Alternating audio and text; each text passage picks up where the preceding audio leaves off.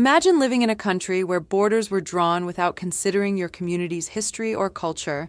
This is the reality for many African nations, where colonial powers carved out territories, sowing seeds of conflict that persist today. Modern-day effects of colonization. Artificial borders and ethnic divisions.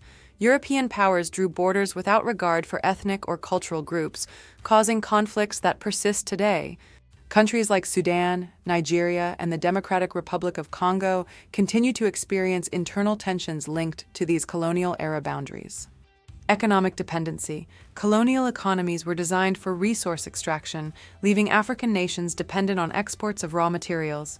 Many countries, including Zambia, copper, and Ghana, cocoa, struggle to diversify their economies and face challenges from global market fluctuations. Political and governance systems. Colonial administrations introduced centralized bureaucracies and legal systems that remain in place. While providing structure, these imported systems sometimes clash with traditional governance, contributing to political instability and corruption in countries such as Somalia and DRC. Social and educational legacies. Colonial education systems and languages shaped elites and created social hierarchies. While literacy and education improved, access remains unequal, reinforcing socioeconomic disparities. Infrastructure and urban development, roads, railways, and ports built for resource export rather than internal development continue to influence settlement patterns, trade, and regional inequalities.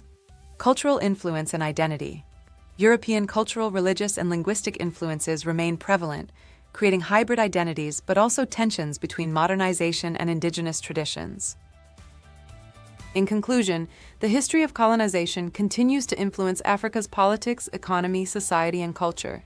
Recognizing these legacies is essential to understanding contemporary challenges and guiding sustainable development across the continent. Thank you for joining us,